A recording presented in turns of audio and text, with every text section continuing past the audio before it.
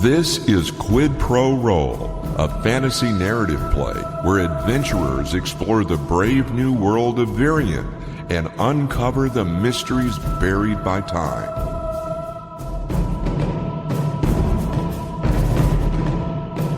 Geared up and ready to leave, you decide that you're going to take your last day or so in Ravona to finish up any business that you have with the people of Marcia before heading out and going across the entire nation to the capital city of Ochomanca, where you might get answers on what phenomenon destroyed the town of Marcia.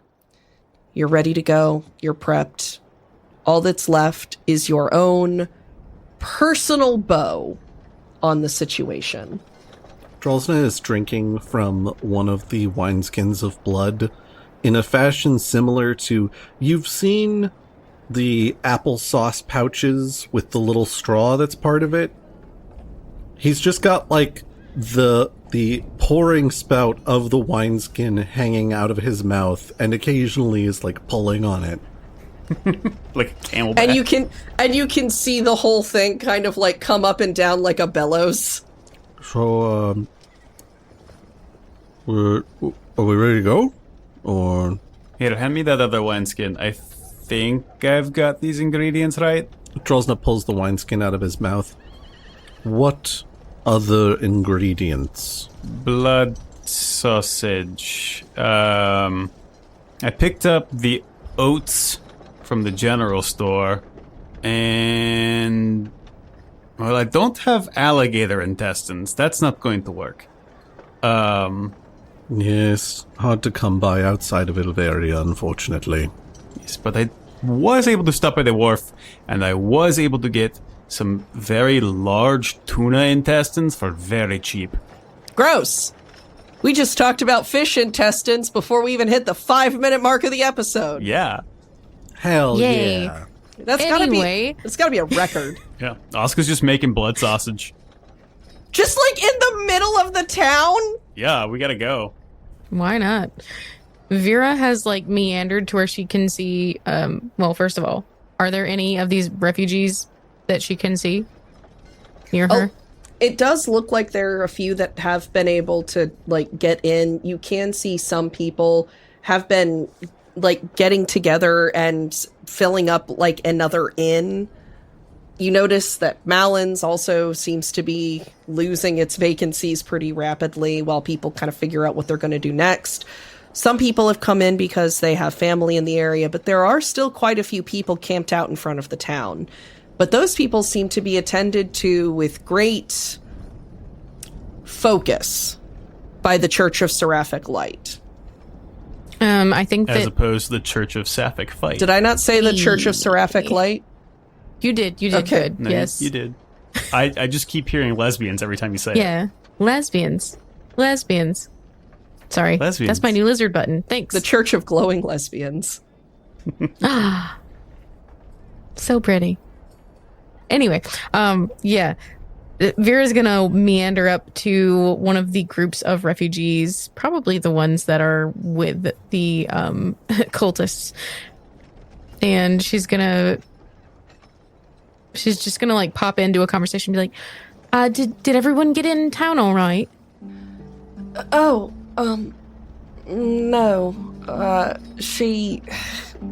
Some of the people haven't been able to find a place to stay, which the mayor agreed with our leader that if they could find a place they could reasonably stay, then they were able to stay. But people who don't have a whole lot of money or don't have family in town are a little bit out of luck. Well, that's not right. It was the compromise they came to. I think some of us are just going to start heading north. Maybe the next town over is going to have a little bit less of a bottleneck. Are you one of the party that will be moving north? Actually, I'm one of the people who's going to be heading back towards Behemoth. She steps aside and points to this large wooden pallet that the group is standing around. It's filled with packages full of clothes and food and medicine. We've all been kind of trying to decide what to do with this and how to get this all distributed out. Oh. But it came from Bahima. It came from Bahima. Yeah. What? As far as we're aware, there's no towns or anything there, so it's, odd. That is odd. And you're heading into Bahima. Well, I mean, if they have materials and stuff like this, they've got to have a town, right? I don't know. So you're going to scout for an unknown town? They even put some money in here. My goodness. I don't mean to sound indelicate, but do you know how to take care of yourself? I went camping with my dad when I was younger. I know generally how to not die out in the wilderness, but the desert's not too far from here. It won't be too long of a trek. Okay. I was thinking I was going to climb up on one of the cliff sides and wait until it was dark and I saw light and then head towards that. That could be smart. Just keep your distance until you know if they're friendly or not. Well, And take some of this. And Vera's going to pull a bag from around behind her, from under her cloak, and it's got some fabric and some biscuits and things like that. And it's got a very, very sharp, pointy dagger in it. Use this if you need to. Keep the pointy end away from you. thank you, miss. I really do appreciate it. Of course. Be safe. As safe as you can. But yeah, the rest of the folk are trying to figure out how to parse out that pallet there. I'm surprised it hasn't started any fights yet. Where's the mayor? She's going to gesture, she's going to like kind of nod her head over towards an area where there seems to be a group of people that are all discussing somewhat heatedly. You assume it has to do with divvying up the pallet. Vera is going to take out her notebook and she's going to scribble on a piece of paper and rip it out. And she's going to say, if you need anything, just send a message here and they'll find me. All right? Yes, ma'am. Thank you. Thank you. And she's going to head back over to the guys. Drolsna has just finished off the wineskin that he was working on and is like he's got it held upside down and is just trying to get like the last little bit from the spigot. And then he sees Vera coming back, and so he caps it, pops it back into his bag and goes, all right, so, is everything good with the refugees? Not exactly. There's going to be bloodshed over supplies. I don't feel good about it. Why would there be bloodshed over supplies? This town is... Because they're trying to decide how to divvy it up. Oh, somebody sent the refugees some supplies from Bahima. From the desert? Yes. Not tremendously known for rich and vast supply caches.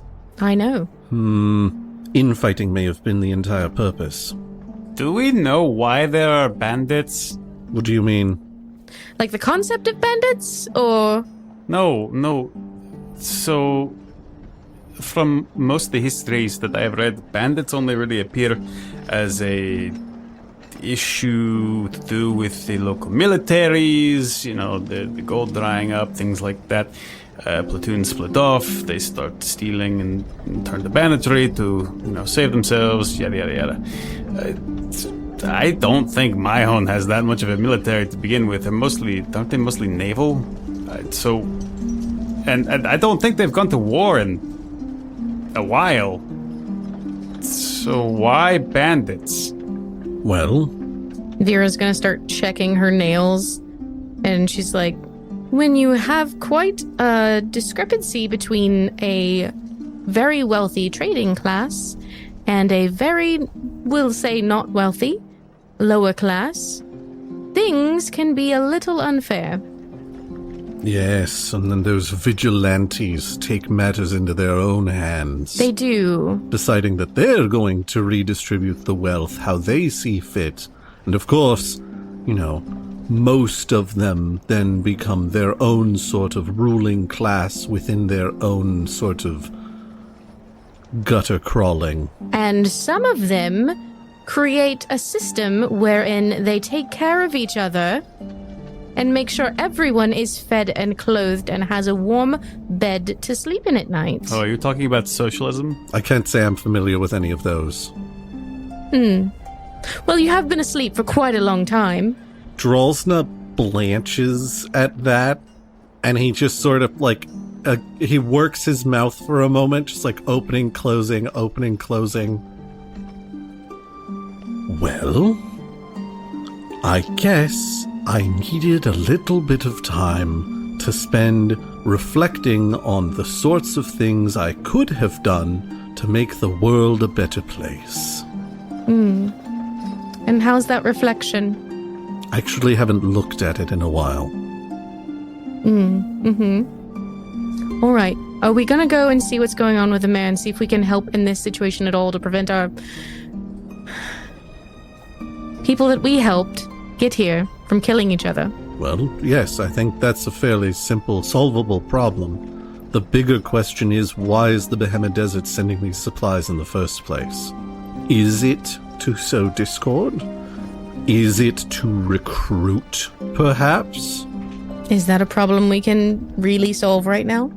Drolsna puts his hands behind his head, almost like he's stretching, but you can see them going very close to the hilts of his blades before finally landing on his neck.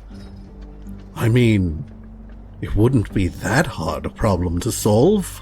Vera's gonna do a quick heel turn. She's gonna go, anyway, let's go talk. Oscar already left. He's been gone this When whole- did Oscar leave? He left as soon as he saw them starting to fight again. He's done with their ish. He's out. So where's Oscar now? He's off to the mayor All right, so Vera, by the time with a thing of sausage around his neck. By the time, Vera, you get to the mayor, he's halfway through a conversation with Oscar. I don't know what to tell you. They just appeared overnight, and now we're just trying to distribute them fairly. That's fine and lovely, but I mean, it came from the Behemoth Desert.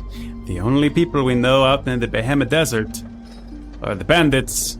They're the only ones that know what happened, who we are, where we are, because they watched us the whole time. I'm just trying to figure out, again, why are there bandits in the Behemoth Desert? This is your land. You are a leader of people. I figured you would know. Now, there used to be bandits all over, and there still are, but they all kind of migrated into the Behemoth Desert not that long ago. Maybe like 4 or 5 years. So you've had bandits in the desert for 5 years, and in 5 years you haven't bothered to find out why. Nobody really wants to go into the Behemoth Desert if they can avoid it. It's kind of a harsh place. And on top of that, going into the Behemoth Desert when the amount of bandit attacks has ultimately gone down overall since it's been concentrated there. They're not attacking my people, and I'm not interested in what they're looking for there. Your people are thinking of scouting the desert and following where the resources came from. None of my people are. At least none that have told me as such. They just told us this, out in the square. Well, I will try and talk them out of it. The desert is not a safe place. Bandits are no bandits. Exactly. We are about to step off into the desert ourselves. There's a very high chance that we meet these bandits. Just please keep your people away. I will do what I can. Thank you. I like the idea that Dralsna walks up when Oscar's like, we're about to go into Behemoth Desert. I mean, Drolsna's still got his hands behind his neck as he kind of ambles over. And catches, it sounds like the last half of the conversation. So, we do have a path. And our way out is through. Yes, He turns to Vera and arches an eyebrow. I like the thought of the short way. I don't like boats. I also would prefer a shorter walk. And just think of what your calves will look like after all that traveling through the sand. My knees just screamed out in pain. For real. You guys walk out of there with legs like Zangief. And regarding these supplies that you're having trouble dividing, dear Mayor? We are going to come to a consensus. Everyone believes their need is greatest, and I am confident we will be able to come to an accord. If everyone believes their need is greatest, then probably the best thing to do is for someone who is not in need to divide everything into packets. And then, if you don't have enough to divide to everyone, you use a lottery system instead of letting people fight it out over what's available. The people from the church have been very lovely to us. We'll ask them to step in as neutral parties. Drolsna kind of glances up and cocks his head to the side a little bit, and then shakes his head a little bit, looks back at the mayor, and he's like, that's probably fine. I don't know about that. The waitress over at Mallan's was telling us that there's a lot of political tension between the townsfolk and the cult of Seraphic Light. There's also a lot of tension between the town and us, young man. Yes, but if you ask them for help in this, show trust, I feel like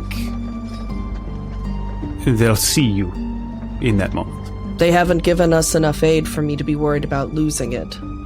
At the moment, any hand I grasp in friendship is the one holding out to me. Well, I believe what Oscar's trying to say is just be cautious who you mark as your friends at the end of the day. I understand. But right now, I can't afford to be choosy as to who my friends are. There are mouths to feed and people to help. That is very reasonable. You are heading out to the Bahama Desert. He's going to reach into a bag at his side and hold out 3 crystal clear blue marbles. These might come in handy. Vera's head immediately snaps to Asuka. Can I roll lore, DM? You may absolutely roll lore. Oh, that's a 4. You are aware of what these are. They're actually something that will sometimes be found and purchasable in temples of the sea. They are water beads, for lack of a better term. They can be cracked open to create a temporary source of clear drinking water in times where that might be scarce.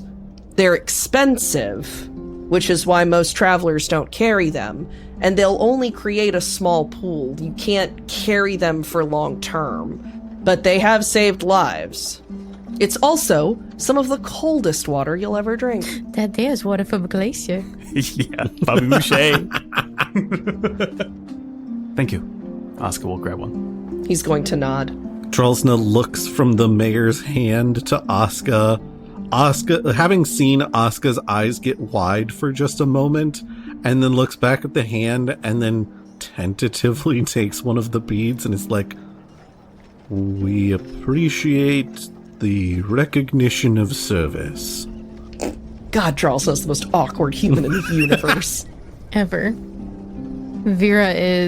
She's already got another slip of paper in her hand, and she's going to take the bead from him, and she's going to lay the slip of paper in his hand and say, if anything happens, they'll let me know, all right?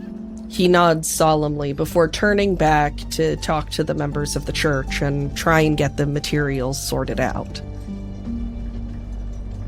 Hey, Vera, that was very ominous. What was that? What do you mean they'll let you know?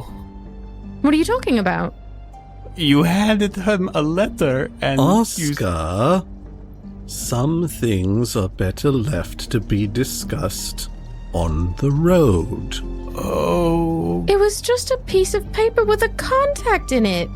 Okay. It's so he can send me a letter. What is weird about that?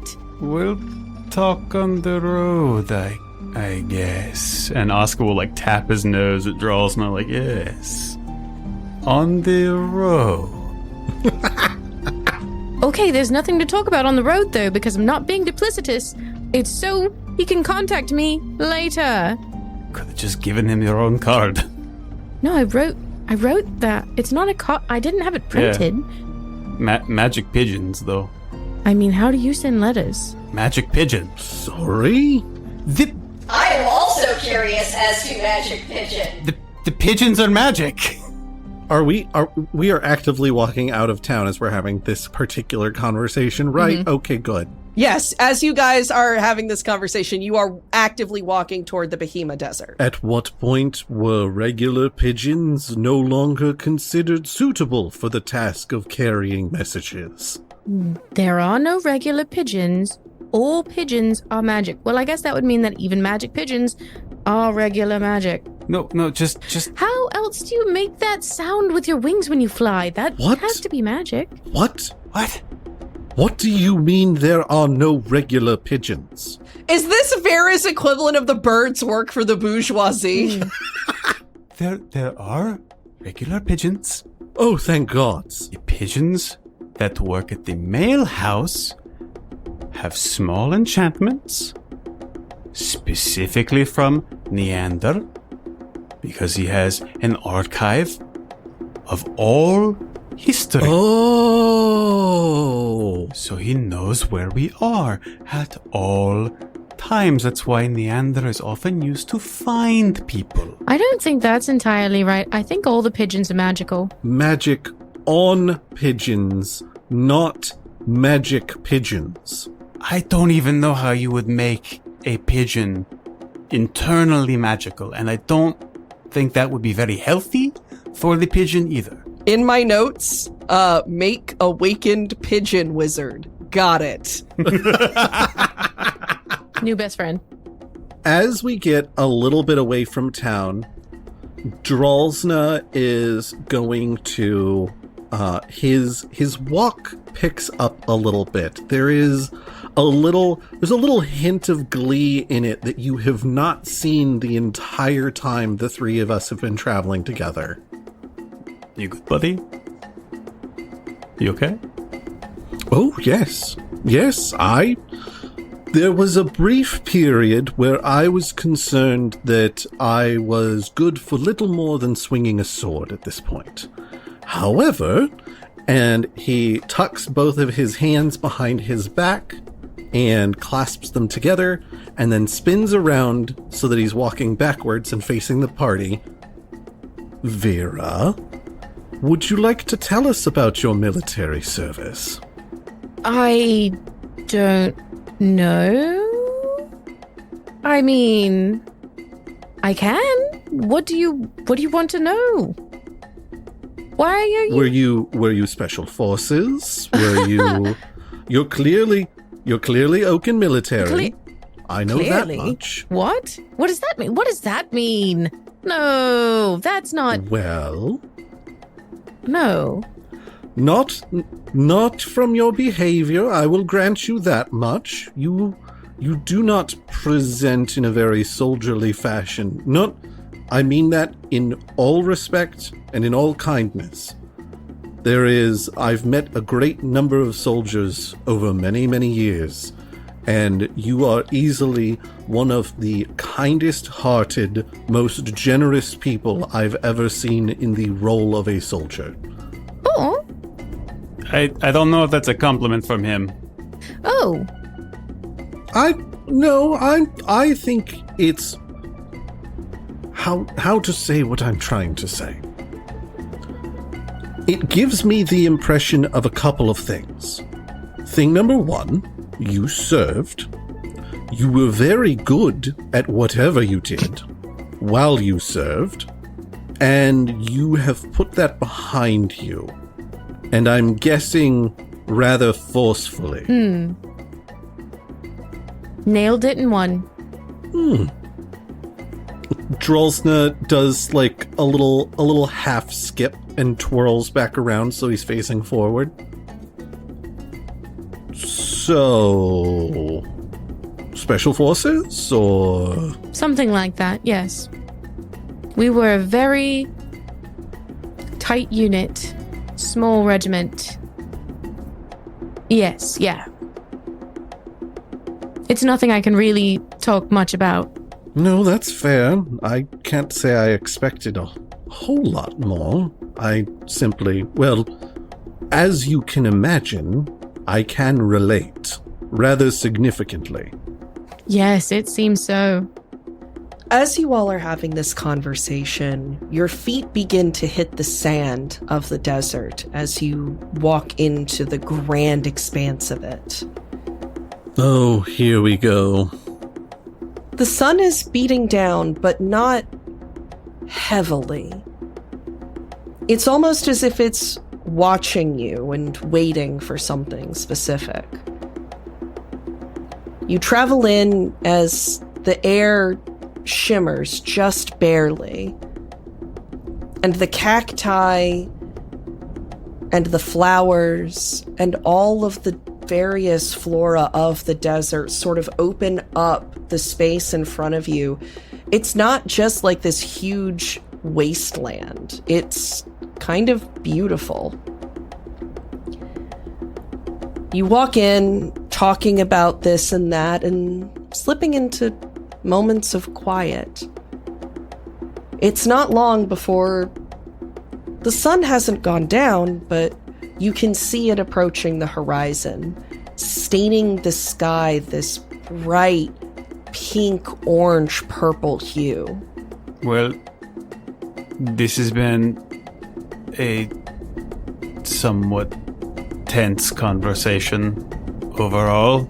I don't know if you intended it to be the case. But maybe we could take a break from sniping at each other and set up camp?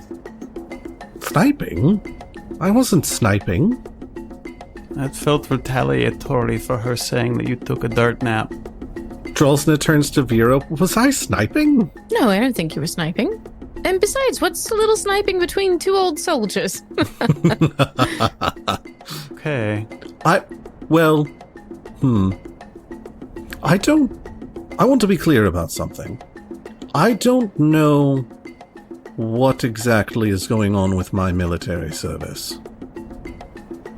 That's going to be a question for Ilvarian High Command if and when I make it back. So, at least for right now, I suppose that I am not a soldier unless I am a soldier of fortune. It does raise the rather important question of, should we run into these bandits, what are we doing about them, if anything? I want to know why they are bandits. Same. From what Vera said, it sounds like these are people who are trying in their own way to do right by the common man, and I am one of those. As you have this conversation and this moment of quiet falls over the group, you begin hearing a distant rumbling that gets louder and louder, as if something enormous is barreling towards you. You realize that it is not something coming towards you in the way that it sounds, because it is the earth underneath your feet. The sand begins to spill in water-like rivets as the ground begins to shake and crack and split, pulling you all somewhat away from each other as the desert shifts and roils and cracks. Muad'Dib. Shai Halou. Drolsna draws both of his swords and is like, well, I guess we can figure that out in a little bit. Vera also pulls her sword and she's like, yes, I suppose we can. What is this? As you guys are bracing yourselves and bearing down, waiting for a fight, the earth beneath you pitches and cracks. Drolsna, the small platform of rock that you stand upon, the sand cushioning between you and it, begins to fall away as it rockets up into the sky about 10 feet. Just straight up like a spike. Vera, the space that you stand on splits, the sand spilling into the crevice before you need to decide which side you jump on, because it is splitting you like you are trying to be bisected. Asuka, the space that you are standing on, you begin to scramble and slip as the sand begins to flow and shift and pull you downward into the chasm that has been opening. You are now in what amounts to a whirlpool. You're going to need to figure out how to get yourself out of that real quick, buddy. Heck yeah. Are we in initiative? Combat initiative? No, unless you want to fight the ground. I want to attack the darkness. This is like when that emperor declared war on Poseidon and everybody started stabbing the ocean with spears. What all is around us? Is it just sand? It's sand, it's rock. I mean, as you can tell from what happened to Dralsna, there are big spikes and pillars of rock that keep shooting up and cracking as the space reforms itself. There are cacti, there are flowers, there are big rocks, there are little rocks, there's sand, and there is an endless expanse of sky. Clear sky? Currently, yes. Slightly windy sky? It's starting to get darker and it's a desert, so the temperature would change rapidly, so yes. Asuka will spend a fate point, and he will incant. 8 winds speak my name. On my breath is the night. Storm, ride me. Lightning arcs up Asuka's right arm, climbing slowly in soft, swirling bands. It reaches the top of his shoulder, lances around the back of his neck, and then flows out backwards like a long, billowing cape of cloud, thunder, and electricity. And he will mantle air. With that, he's going to shoot off a big burst of wind underneath his feet to launch himself up and away from this special. This is such a cool, majestic moment, but I can't stop thinking about the sound effect as you like rocket yourself out with air blasting underneath you. It's just it's really hard. I was having a different thought I couldn't get out of my head, which was equally terrible, which was, he flies now? He flies now. I got a +4. The wind is going to blast out in a cyclone from your waist down, separating the sand and freeing you, launching you up to the platform that Dralsna stands upon. You're not exactly good at directing where you're going, so you kind of have to catch yourself on the side of the rock before you sail into the ionosphere. But you're able to get there, you're able to stand there, and it is not going to be before all of this chaos stops that Vera and Dralsna are both going to look at you a little bit off. But yeah, Dralsna watches Asuka sliding down into this sand pit, and then suddenly is wearing essentially a cloak of storms that then uses to sail up out of danger, and Dralsna's like, I don't know what the hell that is, but we'll talk about it on the road. We will discuss it on the road. You all are able to find your bearings and ride out the rest of the attack. Earthquake. Rock storm. Weird phenomenon. Dralsna's seeking a creature at the heart of all this. Like, something like, I don't know, like a giant antlion. Like, something large and insectoid with burrowing capabilities that moves underground. Like, Do you think that I'm trying to make tremors happen on episode 8? I'm not thinking that you're trying to make tremors happen on episode 8. You gave him a drug lizard in episode 4. Yeah. So That is, every 4 episodes I have to do something wildly out of pocket. So roll. That's not a good roll. I've rolled a -1. What is my notice? It's a 3, so 2. You scan around looking for anything, something, and you find no source. There's no pattern to the pieces of rock that shut up and the ones that don't. There's no pattern to the cracks that form. It's as if the earth itself is deciding where to split, rather than some burrowing creature causing the chaos. As the rumbles fade and you all maintain your footing, it passes like a rainstorm, with everything settling into its new space as if it had always been there. Drolzna's eyes are flicking around all of this, and then finally, with immense exasperation in his body language, goes, I can't kill what I can't find. What's doing this? Oscar will reach out and touch the ether.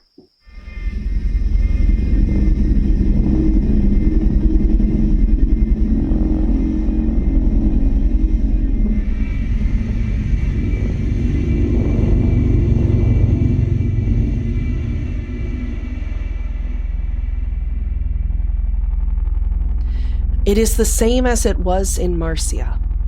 It's Marcia. It's spreading.